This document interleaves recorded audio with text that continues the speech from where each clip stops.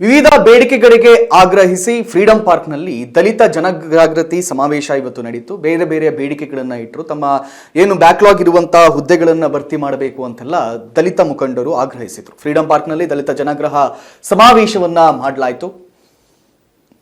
ಕರ್ನಾಟಕ ದಲಿತ ಸಂಘರ್ಷ ಸಮಿತಿ ಬೃಹತ್ ಪ್ರತಿಭಟನೆಯನ್ನ ಮಾಡಿದೆ. ಭೂಮಿ, ವಸತಿ ಸೇರಿ ಹಲವು ಬೇಡಿಕೆ ಈಡೇರಿಕೆಗೆ ಆಗ್ರಹವನ್ನ ಮಾಡಿದ್ದಾರೆ. ಬ್ಯಾಕ್ಲಾಗ್ ಹುದ್ದೆ ಭರ್ತಿಗೆ ದಲಿತ ಸಮುದಾಯ ಒತ್ತಾಯವನ್ನ ಮಾಡಿದೆ ಅಂತೆ. ಏನು ಬ್ಯಾಕ್ಲಾಗ್ ಹುದ್ದೆಗಳಿವೆ ಅದೆಲ್ಲವನ್ನು ಕೂಡ ಭರ್ತಿ ಮಾಡಬೇಕು ಅಂತ ದಲಿತ ಸಮುದಾಯ ಒತ್ತಾಯವನ್ನು ಮಾಡಿದೆ. ವಿದ್ಯಾರ್ಥಿ ವೇತನವನ್ನ ಹೆಚ್ಚಳ ಮಾಡಬೇಕು, ಅದೇ ರೀತಿಯಲ್ಲಿ ಹಾಸ್ಟೆಲ್ಗಳನ್ನ ಸುಧಾರಣೆಗೆ ತರಬೇಕು. ಹಾಸ್ಟೆಲ್ಗಳಿರುವಂತಹ ಕ್ಲೀನಿಂಗ್ನೆಸ್ ಆಗಿರಬಹುದು ಅಥವಾ ಆಹಾರ ಆಗಿರಬಹುದು, ಅದೆಲ್ಲದನ್ನ ಕೂಡ ಸುಧಾರಣೆ ಮಾಡಬೇಕು ಅಂತ ಹೇಳಿ ತಮಟೆಯನ್ನ ಬಾರಿಸಿ ಪ್ರತಿಭಟನೆಯನ್ನು ನಡೆಸಿದ್ದಾರೆ. ಪ್ರತಿಭಟನಾ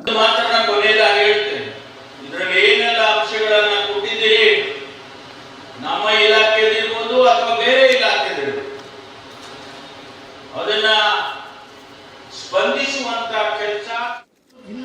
ಹಿಂದೂ ಧರ್ಮ ಬಹಳ ಶ್ರೇಷ್ಠ ಅನ್ನೋದು ಹೇಳ್ಕೊತರ ಬರ್ತಿದ್ದಾರೆ. ಆದರೆ ಹಾಗೆಯೇ ಅಶೋಕನ ಬಗ್ಗೆ ಗವರ್ನರ್ ಜನರಲ್ಲು ಅದನ್ನು ತೆಗೆದಾಕ್ತಾರೆ. ಅವರು ಒಂದು ಕಾಯ್ದೆ ಮಾಡಿಬಿಟ್ಟು ಸತಿ ಪದ್ಧತಿಯನ್ನು ತೆಗೆದಿಟ್ಟು ನಮ್ಮ ಕಣ್ಣಿದೆ. ಪರಮೇಶ್ವರ್ ಅವರು ಕೂಡ ಭಾಗಿಯಾಗಿದ್ದರು.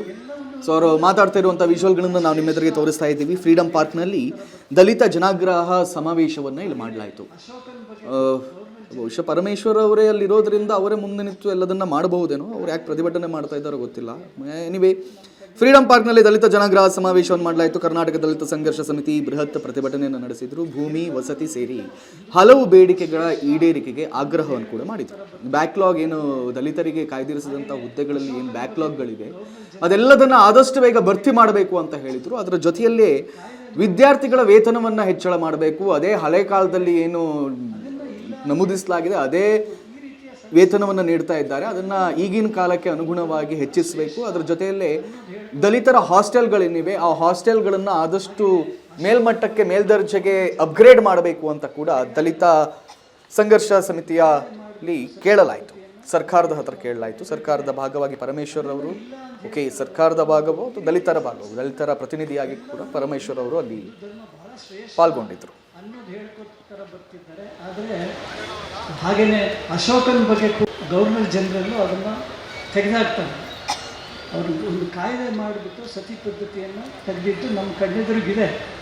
ಅದನ್ನು ಇಲ್ಲ ಅಂತ ಹೇಳ್ತಾರಲ್ಲ ಅನ್ನೋ ಒಂದು ಈ ರೀತಿಯ ಸಣ್ಣ ಸಣ್ಣ ಎಲ್ಲವನ್ನು ಇಲ್ಲ. ಹಿಂದೂ ಧರ್ಮ ಬಹಳ ಶ್ರೇಷ್ಠ ಅನ್ನೋದು ಹೇಳ್ಕೊತರ ಬರ್ತಿದ್ದಾರೆ. ಆದರೆ ಹಾಗೆಯೇ ಅಶೋಕನ ಬಗ್ಗೆ ಗವರ್ನರ್ ಜನರಲ್ಲು ಅದನ್ನು ತೆಗೆದಾಕ್ತಾರೆ. ಅವರು ಒಂದು ಕಾಯ್ದೆ ಮಾಡಿ